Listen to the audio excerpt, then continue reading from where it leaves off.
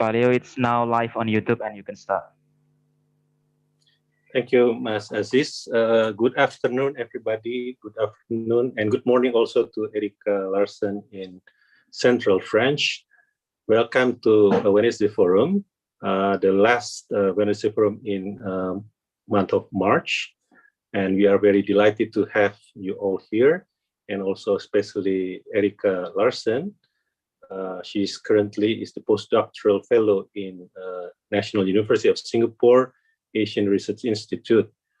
She's going to share her, I think, dissertation research about the idea of religious tolerance, but from the perspective of students, high school students, and the site of her research was the North Sulawesi or Manado areas. Okay, so thank you very much. CRCS and ICRS very delighted to have you, Erika. Thank you for agree to share your ideas to all of us here, especially for students of CRCS and ICRS, that helping them to shape their own research, and also for the general audience, the public audience that's also appear in this Zoom meeting and also in our YouTube channel. Erika is a graduate from Boston University, I think Department of Anthropology, or let me check. Is it Department of Anthropology? That's right. Yeah, then under the supervision of the prominent Indonesianist, Professor Robert Hafner. And she's doing research in Indonesia 2015, if I'm not mistaken, to 2016 or 17? 16, 2016. Right? Mm-hmm. 2016. In fact, ICRS having program in North Sulawesi in 2016 and 2007 with the interfaith youth, and also with the Kementerian Agama, the Research and Development of Ministry of Religious Affairs from 2017 to 2020. We're dealing with penyuluh agama, if you're still aware of that, Mbak Erika. The extension officer of religious affairs, that's kind of a face of government face on religious affairs among the religious adherents. Okay, then yeah, we have a very plenty of experience, interesting experience with North Sulawesi, especially North Sulawesi is predominantly Christian, specifically Protestant Christianity, and about 60% of their population, but also have a substantial Muslim population. And I think Erika will touch upon this interaction as well, and how religious tolerance is effectively circulated among the students, among the young people. And especially because Manado as a city is many times became the most tolerant, among the most tolerant cities in Indonesia. So I think it's truly timely, your research, to really check how the extent of the rhetoric of religious tolerance is truly working out in the societal level. Okay, I think that's enough. So without further ado, you have 30 to 45 minutes of presentation. And for you all here, if you have question, please put your question in chat box. I will try to give 2 or 3 rounds of question and answer. Then I think the last part I will open up the audience to give a direct question to Erika. But before that, please put your question and comments or criticism or respond to the presentation in the chat box. Okay, please, Erika, the time is yours.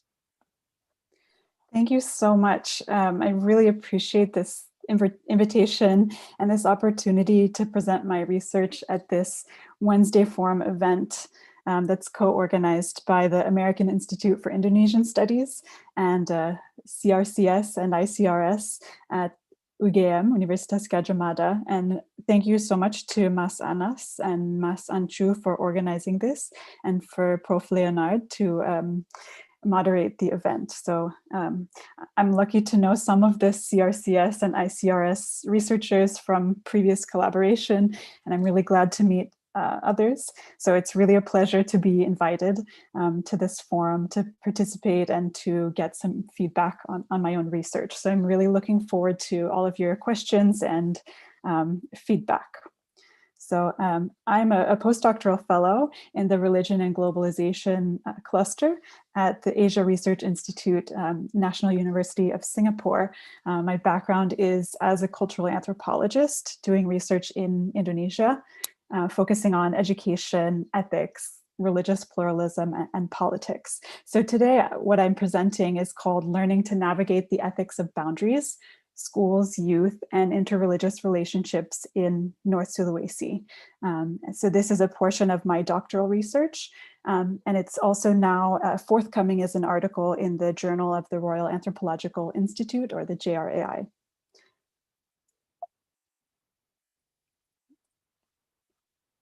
So I'd just like to give a little outline of what I'm going to be covering today. So I'm going to start just with some background about my research program, site, and methods. I'm then going to present two different and seemingly oppositional discourses about religious coexistence that I encountered while in the field. And I'll then elaborate each of these two opposing perspectives, connecting them to broader public debates related to these ethical streams. I'll discuss how each of these modes becomes channeled through schools as sites of deliberation about national belonging. And I'll also discuss the modes of subjectivity that each of these frameworks requires. So linking these public and collective normative frames to this level of individual ethical position making. And I'll try to conclude with some theoretical contributions to the debates in the anthropology of ethics and the anthropology of education to help to situate my research. So here you see a map of North Sulawesi. The province is highlighted in orange, and this provincial capital of Manado is marked there. So this is where I conducted my research, mostly in and around the provincial capital of Manado and the nearby city of Tomohon.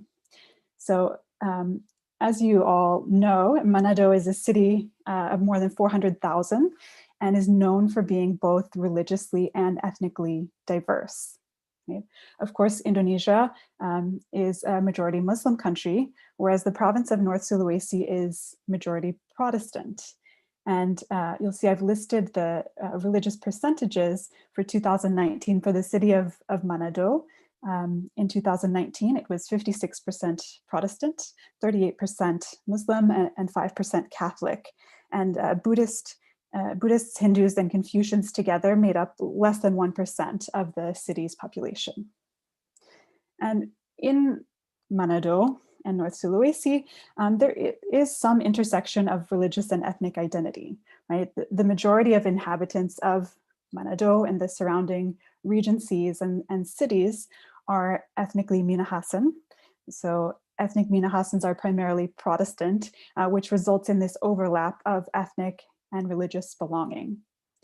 Muslims make up nearly 1/3 of the provincial population and are from a variety of ethnic backgrounds, some which are indigenous to the broader region, such as in Bolaong Mongondo and Gorontalo, and others are present from historical and more recent migrations.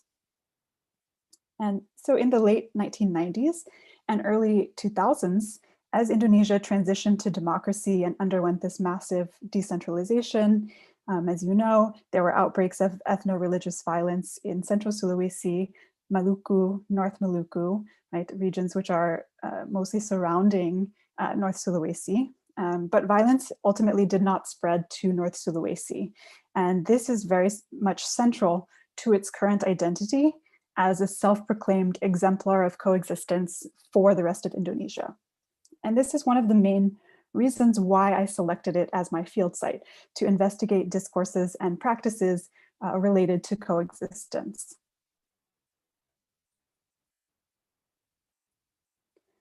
So in terms of research logistics and methodology, this is based on 17 months of ethnographic fieldwork conducted in North Sulawesi from 2015 to 16, with 1 month of follow-up research in 2018.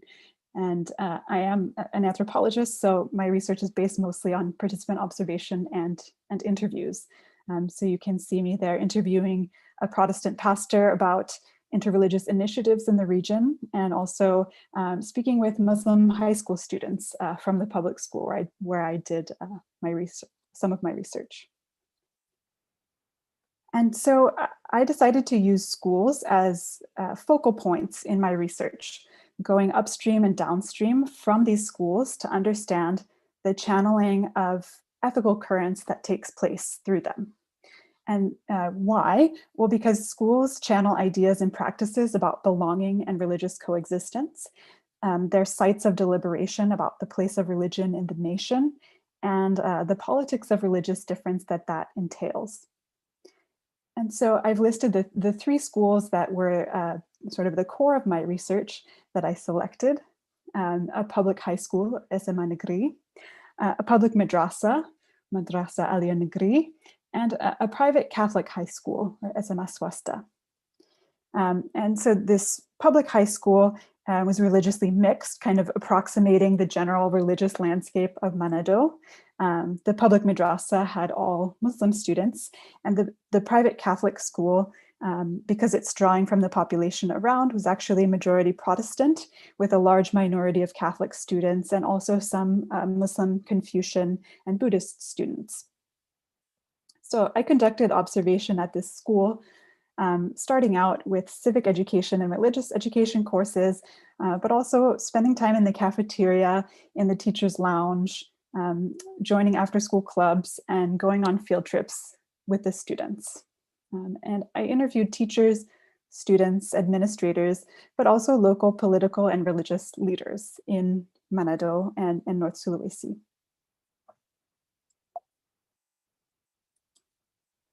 And so while I recognize that there are many other relevant institutions that also have socializing functions, I chose to focus on schools specifically because they do often become a major arena for public debates about religion and the state. They also engage in what anthropologist Amy Stambach has called experiences of the everyday into categories of social differentiation and identification. Right? And as Bob Hefner has written, schools engage in this project of normative work, right, that orients towards possible frameworks of coexistence in a plural society.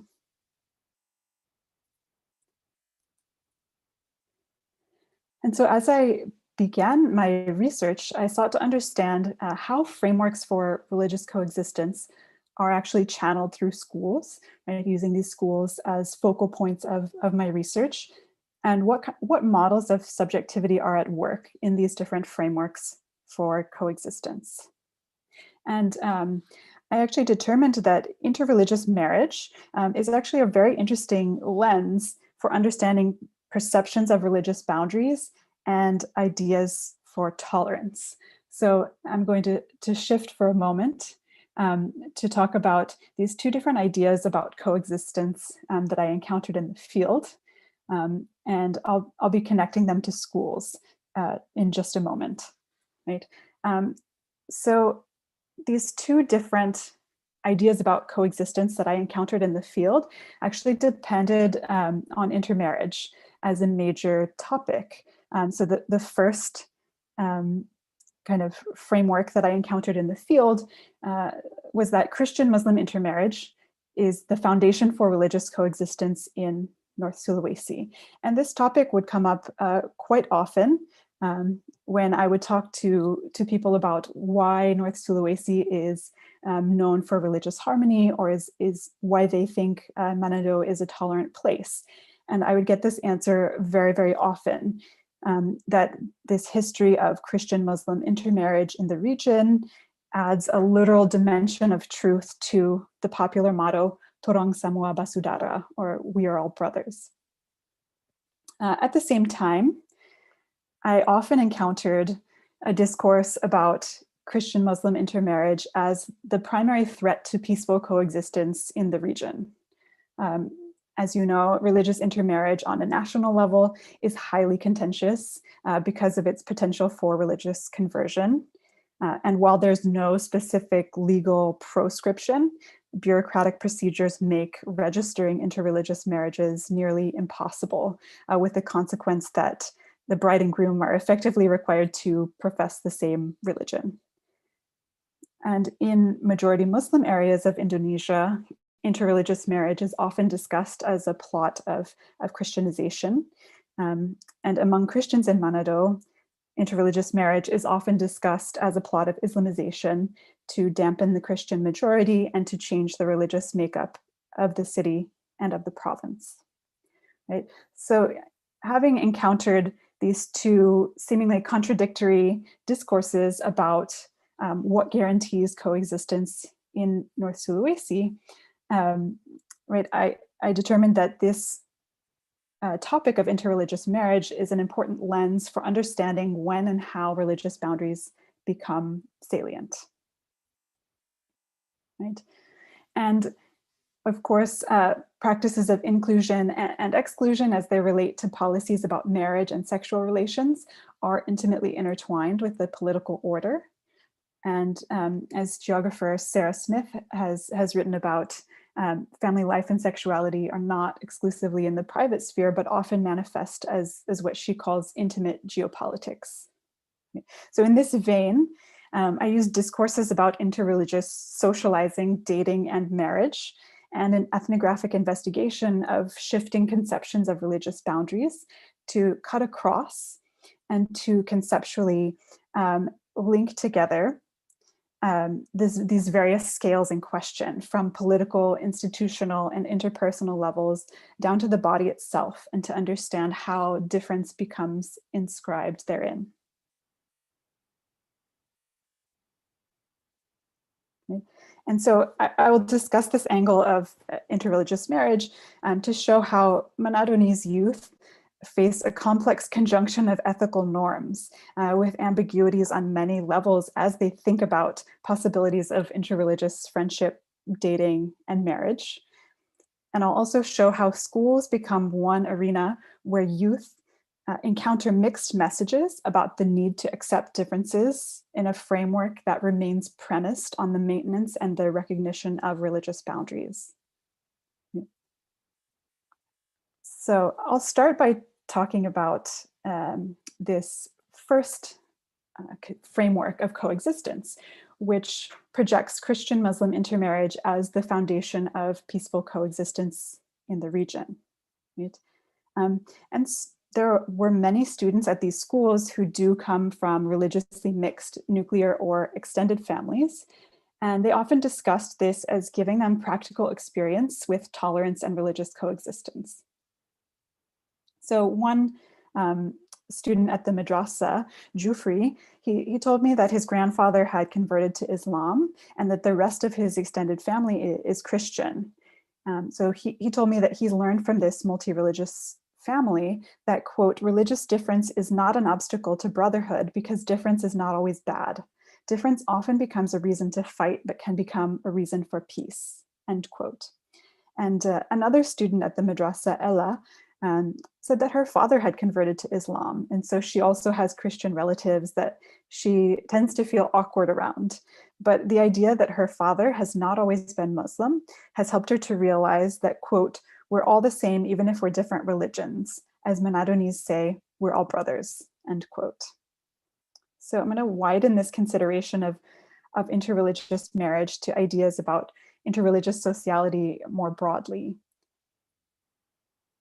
And so at all three schools, teachers often repeated their assumptions that students should demonstrate tolerance by being friends with someone of a different religion.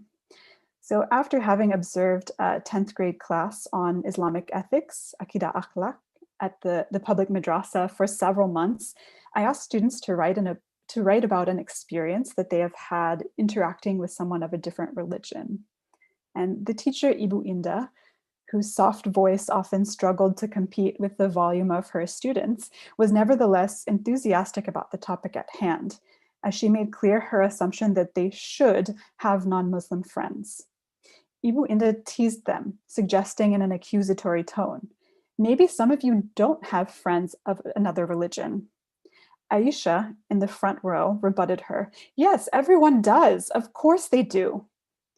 When Ibu Inda asked if anyone had told fairy tales in their response, implying that they had made up stories, one student, Chita, refused this accusation in front of the whole class, explaining that she had poured out her heart, churhat, into her answer. Her classmates responded with snickering, but were cut off by Ibu Inda's reminder of the popular regional motto, Torang Samua Basudara, we are all brothers. I'll come back to Chita later because her situation actually helps to elucidate some of these specificities of interreligious socializing that youth are trying to navigate. But for now, I'd like to point out how this mindset about interreligious friendship as a manifestation of tolerance links up to a broader effort in the recent curriculum overhaul, particularly geared toward character education to curb rising intolerance in Indonesia. Right? So all teachers are now asked to evaluate students on spiritual and social competencies, and a general attitude of, or behavior of tolerance is listed as one of these core competencies. In terms of civic education, these competencies are specifically require that students, quote, value the equality of citizens without differentiating based on race, religion, belief, gender, class, culture, and ethnicity in the life of society, nation, and state, end quote. And some schools have brought this more centrally in their educational projects. So the private Catholic school where I did research has a religiously mixed student body and claims a specifically multicultural approach. And the teachers did spend a significant amount of time in Catholic religious education class discussing the importance of respecting difference. Right? And even this student catchphrase had taken hold to say, "Jangan rasis," or "don't be racist," which often came up as an injunction to not pay attention to any form of difference when choosing friends. So having kind of examined this framework for coexistence, how it links to a local identity, and also to national concerns about rising intolerance, I ask what kind of subjectivity this framework assumes or requires. And so I argue that this kind of framework depends on an individualized or individual-oriented subjectivity, where tolerance is seen as an individual disposition that's able to be evaluated in schools on an individual level, with the act of crossing religious boundaries through friendship viewed as a manifestation of this behavior. So in this framework, religious boundaries are only salient insofar as they need to be overcome and ultimately sort of ignored. It is also this model of subjectivity that underlies the assumptions behind interreligious marriage as the very foundation for coexistence, representing a kind of ultimate commitment to crossing boundaries. And while this idea about interreligious marriage is clearly present in the broader society, it's not the main narrative promoted in religious education in schools. So now I'm going to shift to talking about the second framework of, or understanding of coexistence that I encountered in Manado, which sees Christian-Muslim intermarriage as the primary threat to coexistence in the region. And I'll also explore how this becomes channeled through schools, going upstream and downstream to capture connections to broader public debates, as well as individual ethical position making.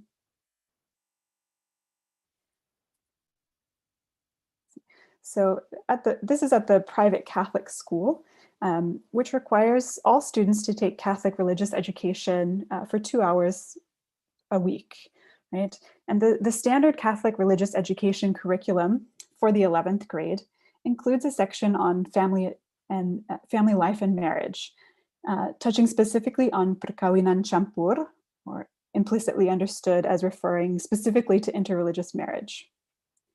So during a morning class session, the Catholic religious education teacher, Pat George, an energetic man in his 30s, asked students to silently read a page out of their textbook.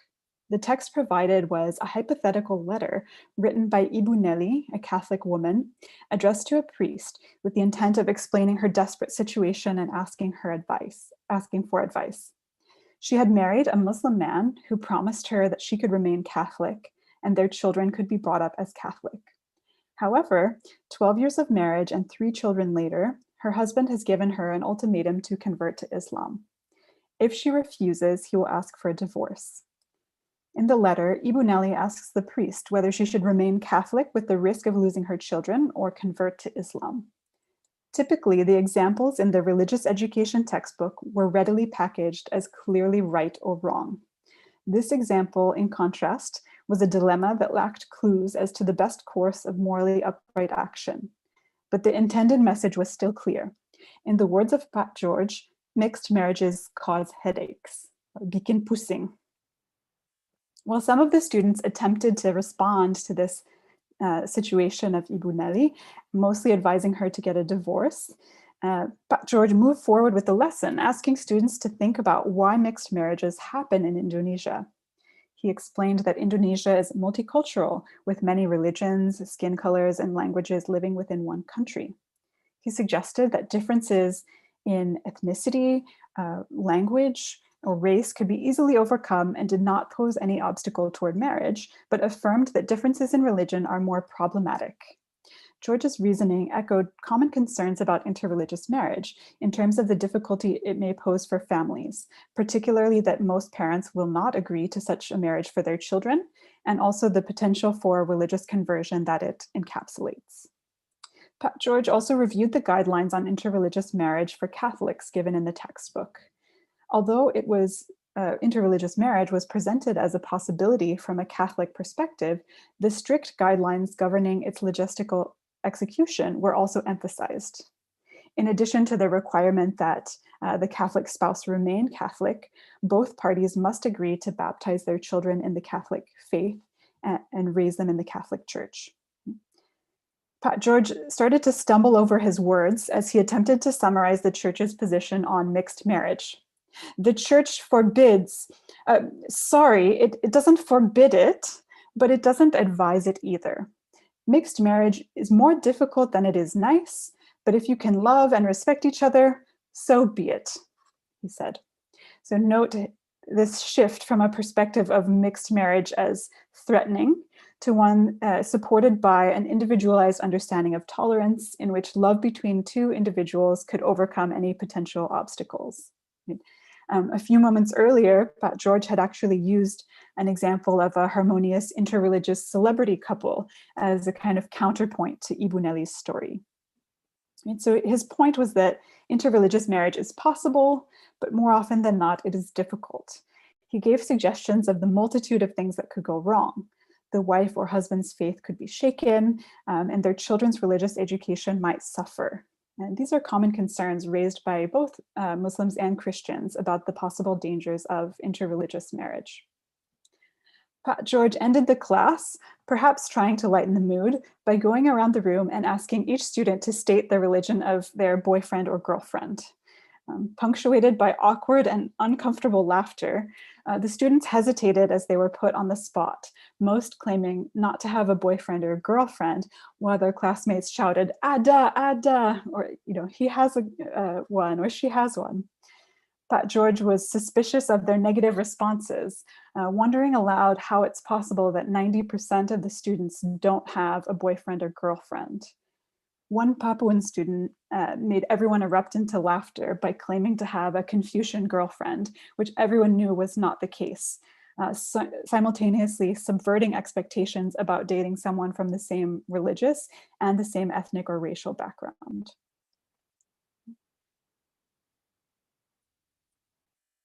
So teachings about marriage are often encountered in religious education classes.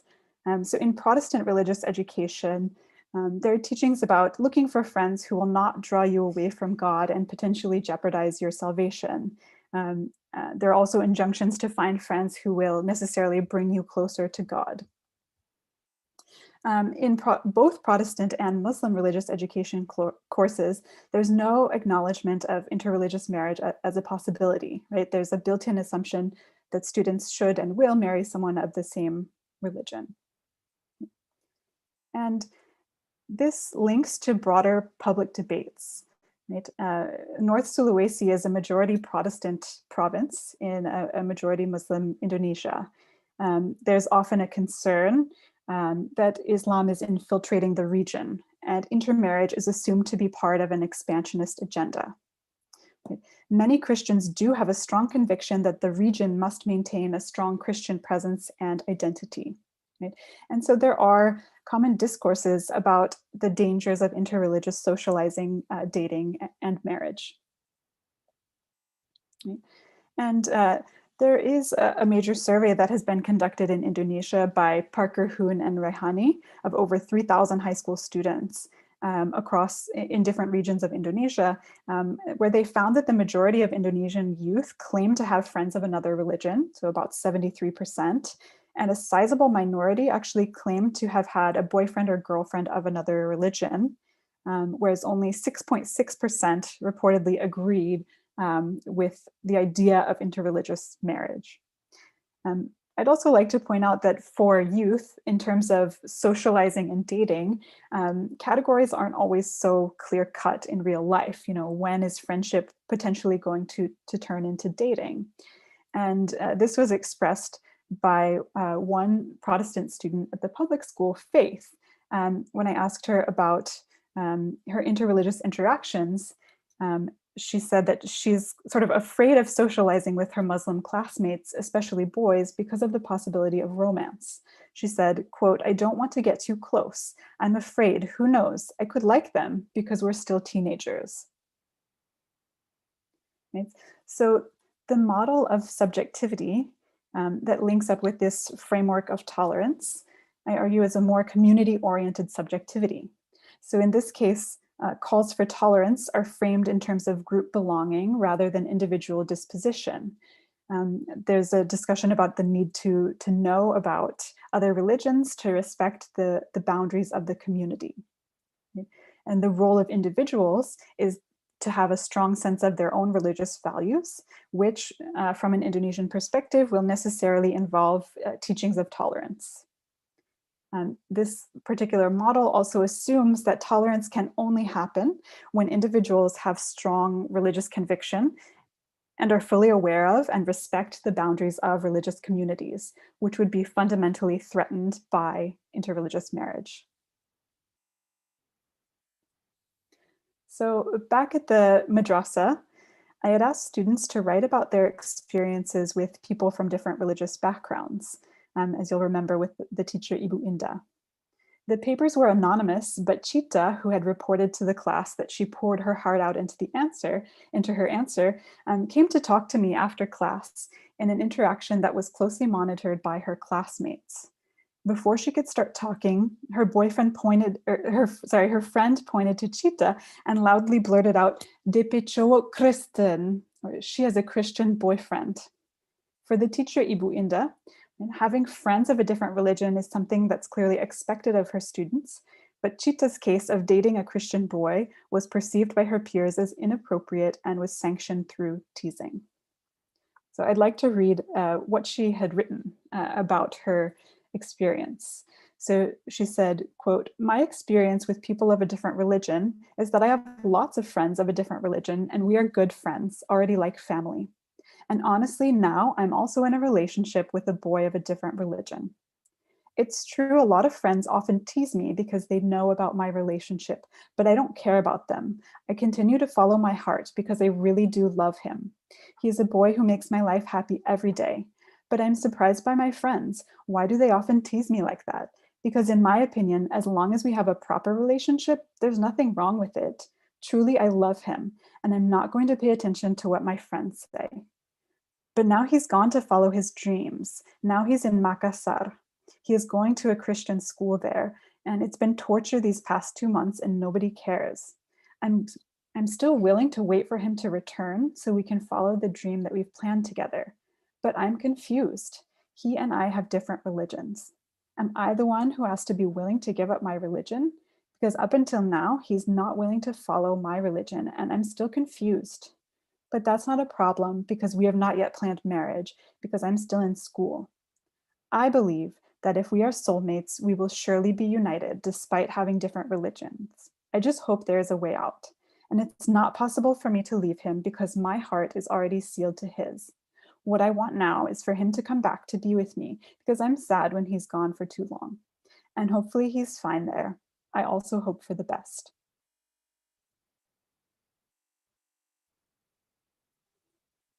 So in navigating these personal relationships, the salience of religious boundaries is constantly shifting based on this balancing act between these two different modes of subjectivity, as youth seek a sense of self and a sense of how they fit within their religious community.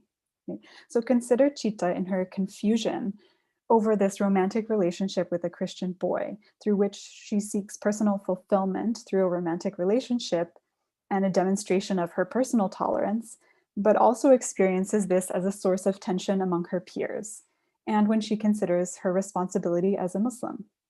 The consequences of this balancing act are significant because they project the manifestation of tolerance in significantly different ways.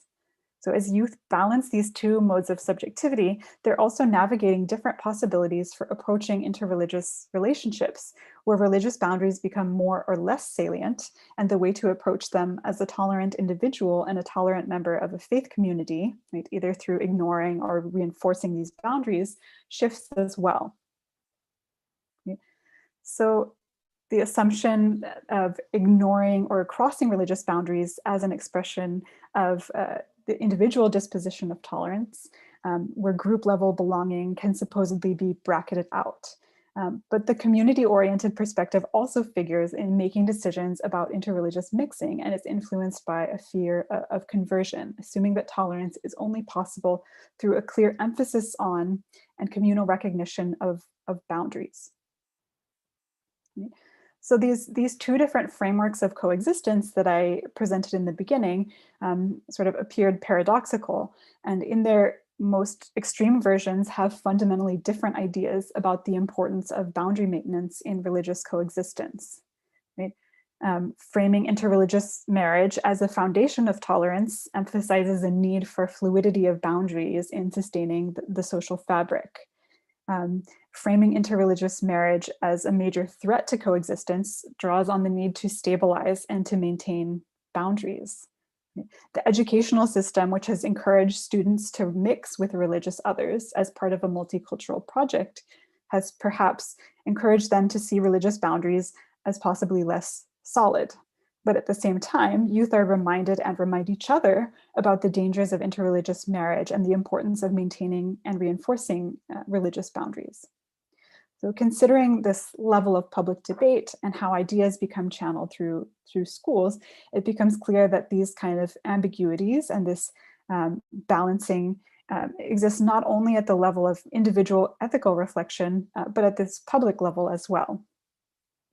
And right, youth in Manado often recognize and draw on both of these frameworks of coexistence as they're navigating the realities of living in a living in a plural society, right? And so in negotiating personal relationships, the salience of religious boundaries is constantly shifting based on this balancing act between modes of subjectivity, as youth like Chita and her peers seek a sense of self and how they fit within their religious community, among myriad other concerns, right? And as youth draw on these two different modes of subjectivity, these two different frameworks, they also navigate different possibilities for approaching interreligious relationships.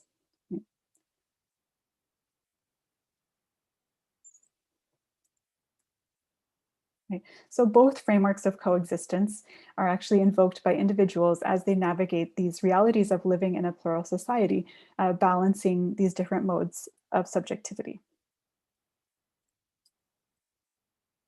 So I'll just take a moment to end by indicating some of the contributions and locating my research within the broader literature. So of course, in sort of Indonesian studies, there's been discussion of a conservative turn in Indonesian Islam, which has brought up serious questions about religious coexistence and facilitated the use of identity politics and an emphasis on hardening of religious boundaries. My research demonstrates that this turn must be understood within broader debates about living in a plural society. And also, rather than only seeing a hardening of religious boundaries, my research has identified these individual experiences of contextual religious boundaries and different frameworks for coexistence being applied in context. Right? There's also an emerging rich literature about ethical self-work through religious traditions in relation to ethnic and national identity. Instead of focusing, in my case, on how individuals engage in ethical self-work to align themselves with a particular religious tradition, my research instead considers how individuals grapple with the varying ethical frameworks in a religiously plural society. And then finally, in terms of the anthropology of ethics, my research demonstrates ethical pluralism and ambiguity as central to the human experience and not necessarily always experienced as a moral dilemma. Right? Some anthropologists have suggested that moral systems are consistent and rationalized, and that it's instances of moral breakdown that cause people to reflect on ethical systems. My research shows that there are these coexisting aspirational ethical realms. And right, many of the Muslim students who teased their classmate Chita for having a Christian boyfriend also tried to reassure their teacher that they have friends of different religious backgrounds as a means to proving and demonstrating their tolerance. Right? And in my research, instead of remaining at the level of subjectivity, I've paid attention to the role of institutions, in this case schools, which have been largely absent in emerging theoretical debates on ethics, to demonstrate the role of institutions in linking public ethical currents to instances of interpersonal ethical reflection. And so in my research, I apply and ethnographically flesh out a model of education as deliberation to inform an understanding of ethical reflection that moves beyond ethics as an internalization of values and views it as a contingent and fundamentally pedagogical process. So an analysis of the multi-leveled interactions that occur in shaping ethical dispositions, made possible through a focus on institutions, exemplifies how the political and broad societal level discourses impact the ways in which religious difference is understood and enacted among Indonesian youth. So I'd like to thank you very much for your attention for this opportunity, and I'm looking forward to hearing your response and any questions that you may have. Thank you. Thank you very much, Erika, Mbak Erika. Am I allowed to call you Mbak Erika as usually chat in this?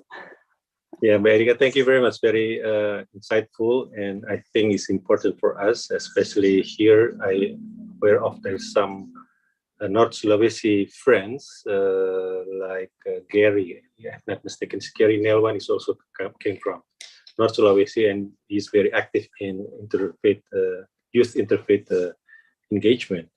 Yeah, thank you very much. We can give a virtual applause to Mbak Erika for a very interesting presentation. Thank you. I just recall in regards of tolerance, religious tolerance in North Sulawesi, I just recall, I think Mbak Erika also aware of that, the popular expression of sulut, sulit, disulut. Do you aware of that? Yes. Yes. Yeah, sulut, sulit, disulut. North Sulawesi is hard to ignite in terms of interreligious conflict. So that's the public rhetoric. So you can see in terms of the more intersocietal interaction or societal interaction, then it's much more complicated, even though there's also there's also some interesting, not all of them is interesting, but some more nuances, right? What is the meaning of religious interaction in terms of interreligious marriage? I think interreligious marriage remained very challenging. Again, I'm referring back to ICRS program in North Sulawesi. That's religious boundary breaching is remain an issue regardless we agree to living together. But when you, as a Muslim, appear in church service or the other way around, Christian students or Christian youth appear in Sholat Jumat is an issue and can ignite some discontent among certain communities. I have questions to you, but I think it's better for me to let people to hear, the participants, the friends here, and also in YouTube channel to send your questions. And I let you to type down your question in the chat box in Zoom, or Mas Aziz, would you please to render the question or comments from YouTube to us, to me, and then I can render to the audience. If there is no question, then I want to start with question. Is there any question, please?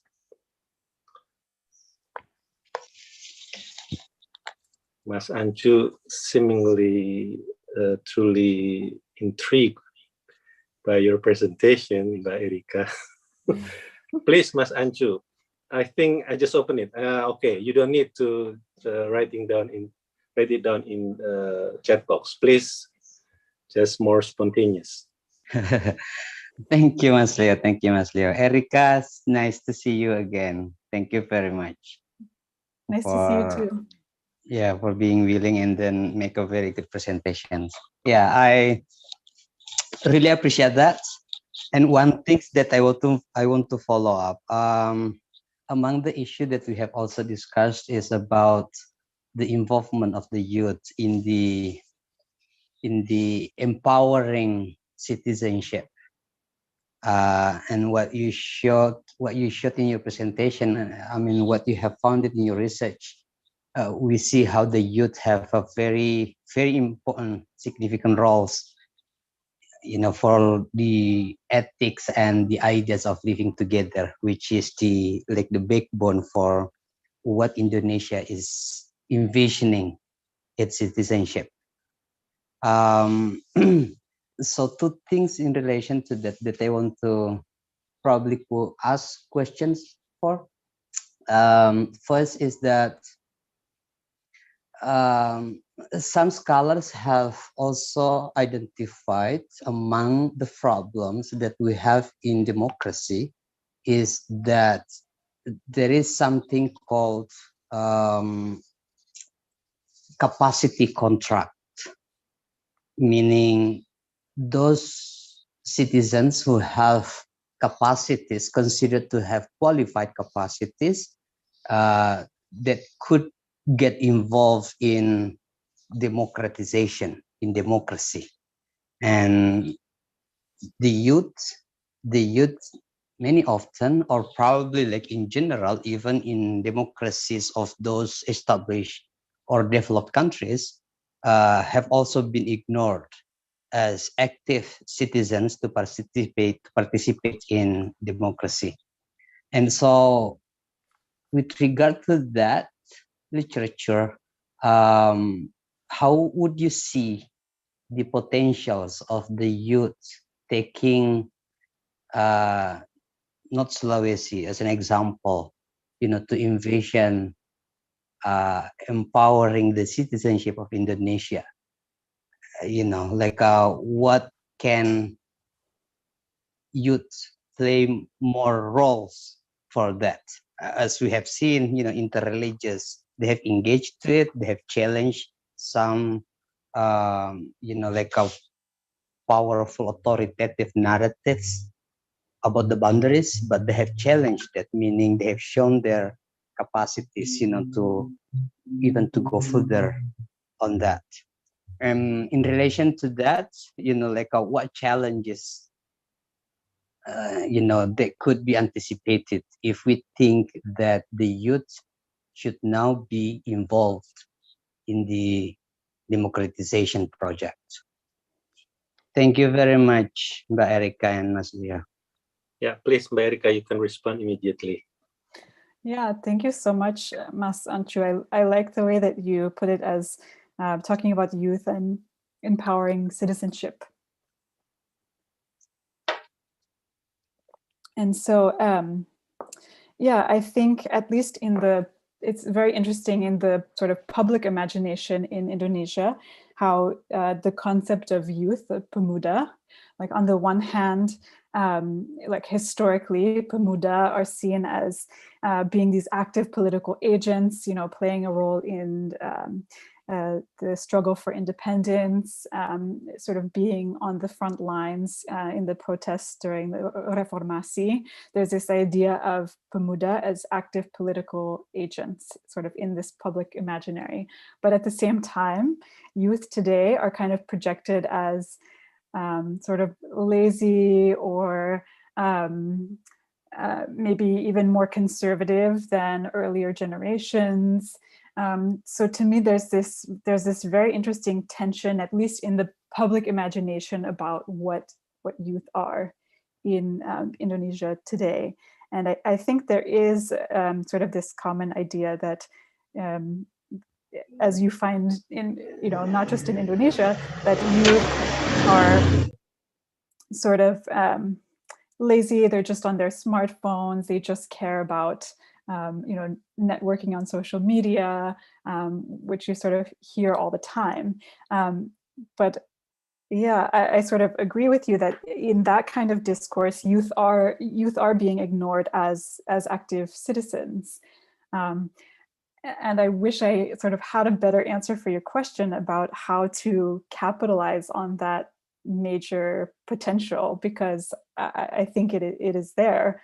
I see it, and in terms of the youth in North Sulawesi that I spent time with in high schools, but also university students, youth are working to play an active role in interreligious initiatives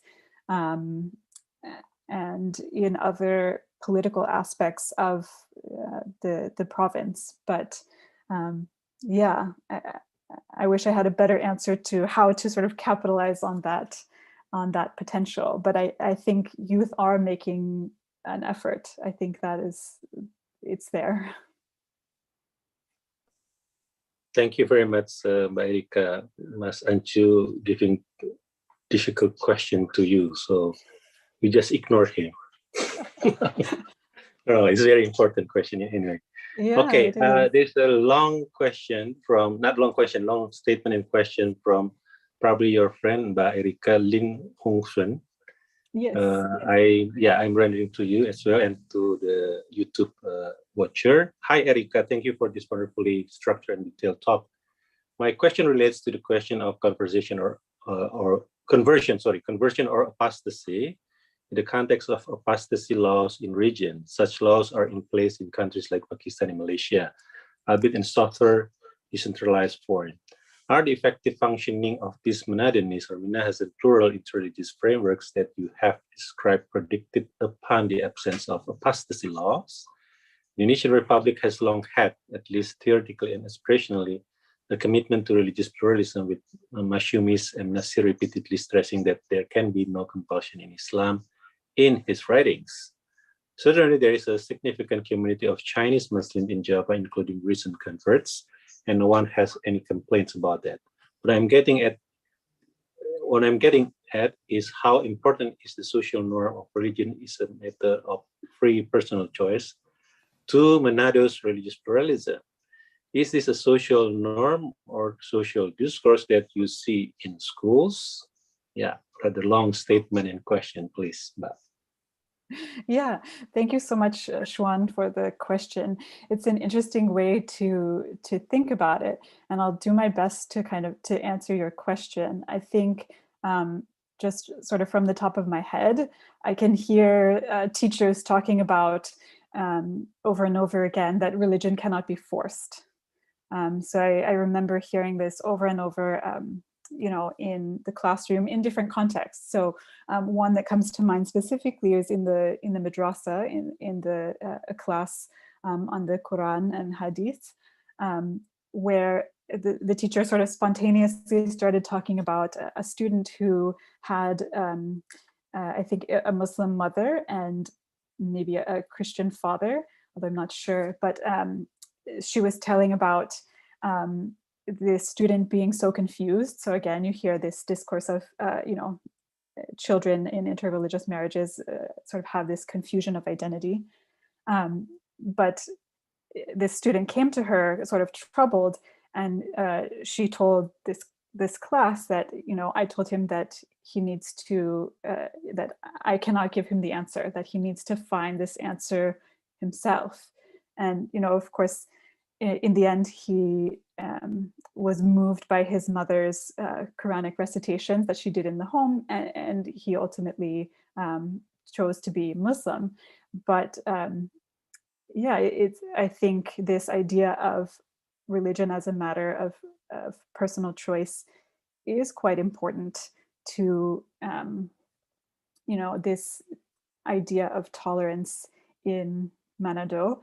But what also sort of simultaneously comes to mind as a kind of counterpoint is that in one interreligious dialogue program that's sort of well known in North Sulawesi, that's called Pertukaran Mahasiswa, where students from different religiously affiliated universities kind of spend a week at another campus.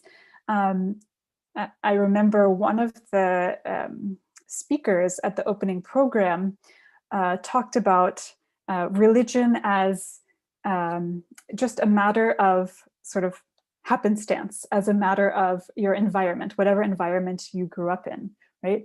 Which is sort of different from talking about religion as just a personal choice. But in the context of this interreligious dialogue, it actually, in working as this kind of fortification of religious boundaries, actually helped to kind of ease people's minds about this anxiety of interreligious mixing, because they sort of felt like, yes, I am Muslim because my parents are also Muslim, and that's sort of my identity, and I feel comfortable in this identity, and I don't need to worry about this kind of potential mixing and conversion. So I don't know if that fully answers your question, but I think at least those two kind of anecdotes show how this, yes, people talk a lot about how religion is a matter of personal choice, but at the same time, in interreligious interactions, sometimes,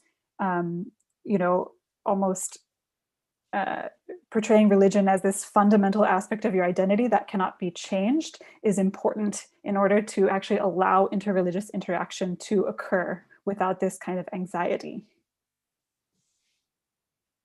Thank you very much, Erika, that's a very challenging situation. In fact, it's not only in North Sulawesi, but also elsewhere.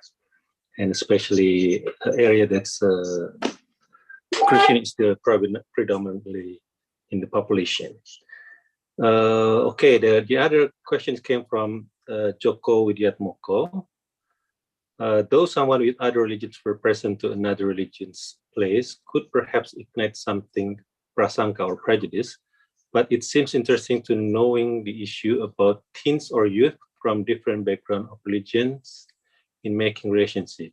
But did the research also interview the priests, for example, to know their perspective in different religion, interreligious marriage? Thank you. Yeah, thank you very much for the question. So I actually did not interview religious leaders specifically about interreligious marriage, although I did hear from some religious leaders, again, this discourse that history of interreligious marriage is very important in securing coexistence in the region. But there are some researchers at IAIN Manado who are doing research about interreligious marriage in North Sulawesi and focusing more on the perspective of different religious communities instead of, from youth perspective. So anyway, I would encourage you, if you're interested in that, to sort of get in touch with the scholars at IAIN Manado, or I'm also willing to put you in touch with them. But because my research was really focused on the schools as this center of debate. I was really looking at how discourses about interreligious marriage became channeled through the schools and the frameworks of coexistence that they relate to. Okay, thank you, Mbak Erika. Another question from my friend Syakil Ahmad. Geographically, western region of North Sulawesi, for example, Bolang Mongondo, consisted of Muslim peoples as majority, and in the eastern part, Minahasa, Manado, Bitung, is Christian as majority. Do you see any differences between this separation in terms of the discourse of interreligious boundaries? Thank you. Yeah, that's a great question, and I wish I were a little bit better positioned to answer it. So I know that in Boloong Mongondo, there are also a lot of discourses about interreligious coexistence in this region. And you're right that it is a majority Muslim area of North Sulawesi. But yeah, again, I know of several researchers at IAI and Manado who are focusing more on this discourse in Boloong Mongondo instead of, Manado and areas that are mostly Christian. So, but I think there is still a strong discourse in these other regions of North Sulawesi about the importance of religious coexistence. And one area, Dumoga, particularly comes in mind because there's also a Hindu settlement there as well. So there's a lot of discussion about, interreligious coexistence among Christians, Muslims, and Hindus in this particular area of Boloong Mongondo. Okay, thank you, Mbak Erika.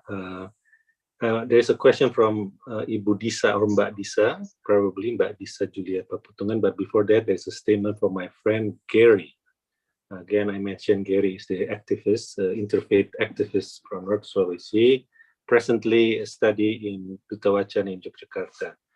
Gary Nelwan saying that I'm very happy with the material presented by Ms. Erika. In North Sulawesi, there is an interfaith activity as a means of providing diversity education within students or religious colleges. Colleges. The organization is called the Interfaith Student Forum. Forum mahasiswa antar iman ya, atau ya saya kira itu. So okay, that's the statement from Gary. But please, Ibu Disa, if you want to ask directly to Mbak Erika. Ya, terima kasih Bapak Leonard. Sorry, I was thinking that maybe it's better for me to ask directly the question to Ms. Larsen because it's quite a bit much for me now to type. Well, that was a really insightful presentation, and I read your paper and in the website about your research, Ms. Larsen, and then now I'm a PhD student at the Humboldt University in Berlin, and I'm also conducting research about education sector and the relation with the democratization process in Indonesia. And I would like to focus my research in schools in Sumatra and Java, and I would like to hear, and then especially because your field research particularly very interesting for me, that you visited the schools in Manado. And you mentioned about religious and civic education, that you also looking into that. My question is that can you elaborate more and tell me what you find very interesting about this religious, particularly religious and education or civic education that present maybe in the curriculum in the school or textbooks, and how they affect the perception of or tolerance attitude of the students. Thank you very much. Thank you. Thank you so much. Your research sounds very interesting, and I'll look forward to hearing more about it as you do the research and start to publish about it. So in my research, I'll do my best to answer your question about the curriculum and its impact on perception. So in my sort of broader doctoral research, I do some analysis of curriculum in looking at the different kinds of frameworks of coexistence that are presented in religious and civic education. But at the same time, because I'm an anthropologist, for me, it was important to understand how these messages are being interpreted by teachers, specifically in the classroom, and in terms of this kind of local situation. And I think at least, some of the examples that I used today with, for example, Pat George, who's the Catholic religious education teacher, talking about interreligious marriage and, suddenly talking about this harmonious interreligious celebrity couple in Indonesia as this kind of positive valuation of interreligious marriage, in addition to the specific text.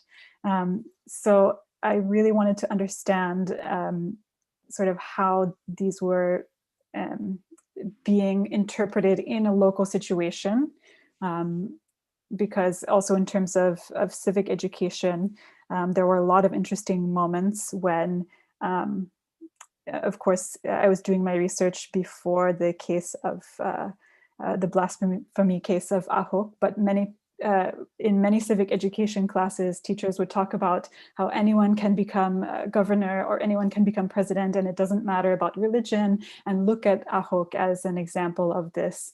Right, so really reinterpreting this curriculum, which talks sort of in the abstract about anyone being able to, be president or whatever, and really interpreting that as Christians have the opportunity to also rise to important positions within the government.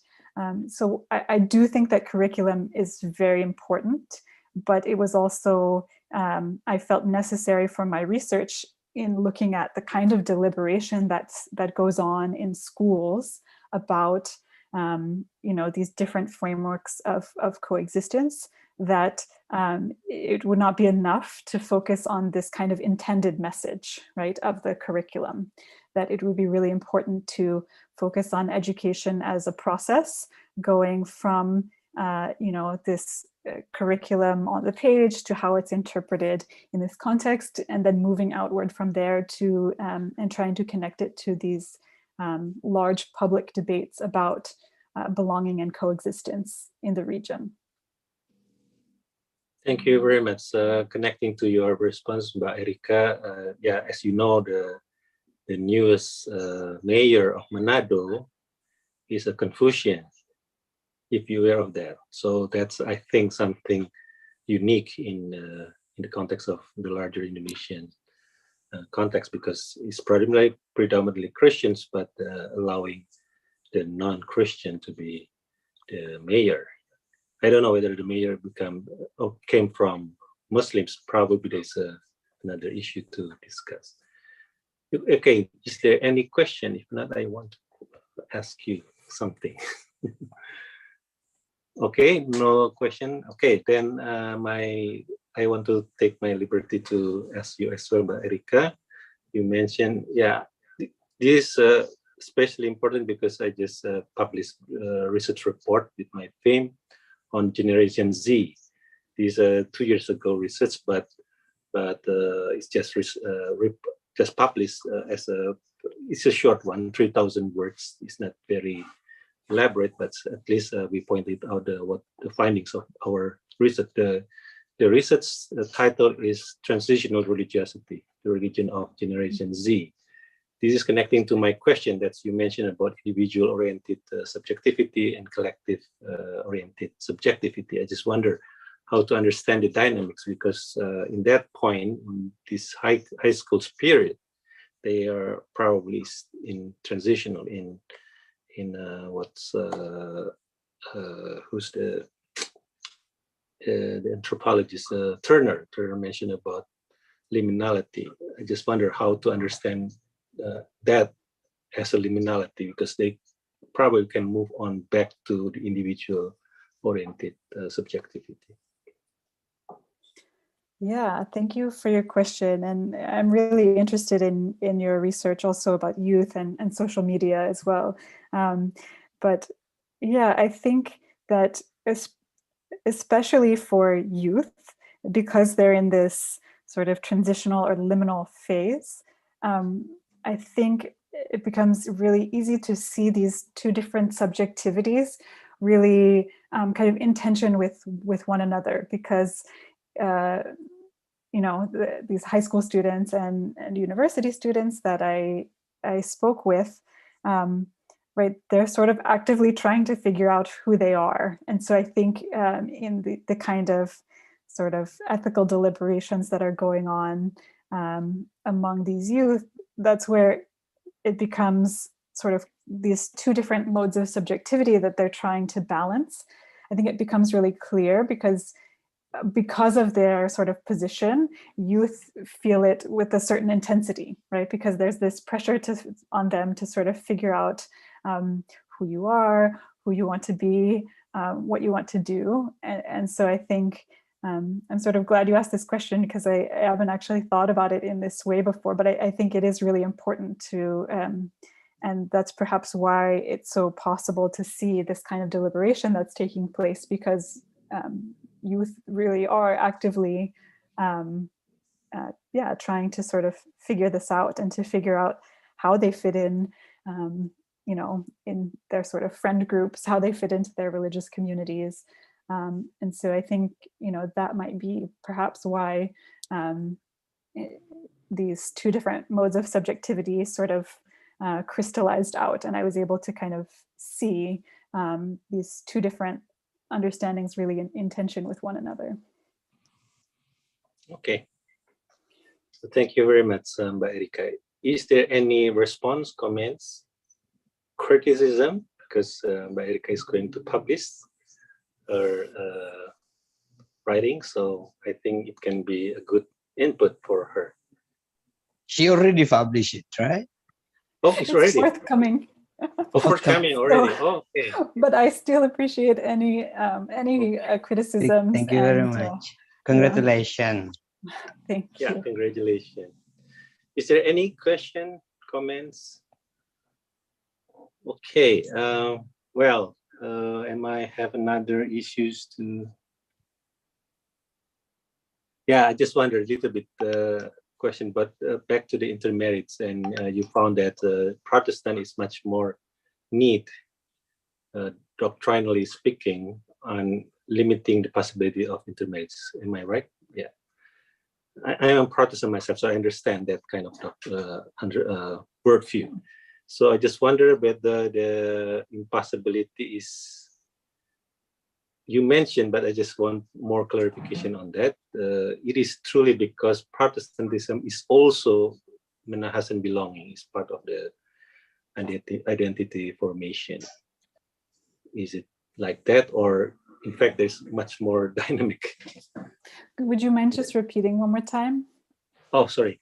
So yeah, you mentioned about the Protestant part is much more neat in protecting the boundary of to limit the inter-religious marriage. I just wonder whether that kind of position is related to, you mentioned already, but I just want to see from this connection, because of Minahasan Protestantism is also part of their belonging, part of their identity presentation. Yeah, something like that. Yeah, I mean, I think I did mention this kind of overlap in ethnic and religious belonging, which certainly plays a role in kind of exclusivism, if you want to put it that way. But also what I found is that often in talking about sort of Christians and Muslims in North Sulawesi, that often Protestants will sort of group in Catholics, to say that sort of overall, in terms of Christians in the province, they kind of also group in Catholics as well when they are talking specifically in terms of Christians and Muslims. So there's also this kind of interesting dynamic that takes place. That's in terms of course, talking about Protestantism and Catholicism as different religions, because of course in Indonesia they are considered two different religions, but also kind of socially in considering the region as majority Christian, will kind of informally group together Christians and Protestants, sort of understood as sort of being separate from Islam. So I'm not sure if that really answers your question. Oh yeah, yes, thank you. Okay, is there any, Mas Anju, do you want to ask or response? No, basically, I just, thank you very much. I mean, that is what Erica has contributed. I think the insights and then the finding, the research has contributed to, it was part of the project, Indonesian Pluralities. So has contributed very significantly the way we envision, like what to do and what to improve, what to work more on envisioning Indonesia, for recreating normativity of living together. We have challenges, but like Erica provides us one way of, like, one angle from which we can think of things to improve, to strengthen the norms and also the ethics of living together, focusing on youth. I mean, we see the potentials, and so I think that directly I think like suggests us to focus also more on how to involve the youth in the work of citizenship, in the work of the democratization. And I think Erica also like clearly shows how the study of religion, the study of anthropology provides us insights, for that purpose. And so we thank you very much for that, Erica. Thank you so much. And I really hope that there are opportunities for future collaboration with IRCS and CRCS. Sure, yeah. Sure. Thank you very much. Yeah. Okay. And Singapore is very close to Indonesia. So once the issue of pandemic is loosening up, then you can back and forth to Jakarta, Manado very easily. Yeah, just one jump. Yeah, one jump, like that. One jump, right.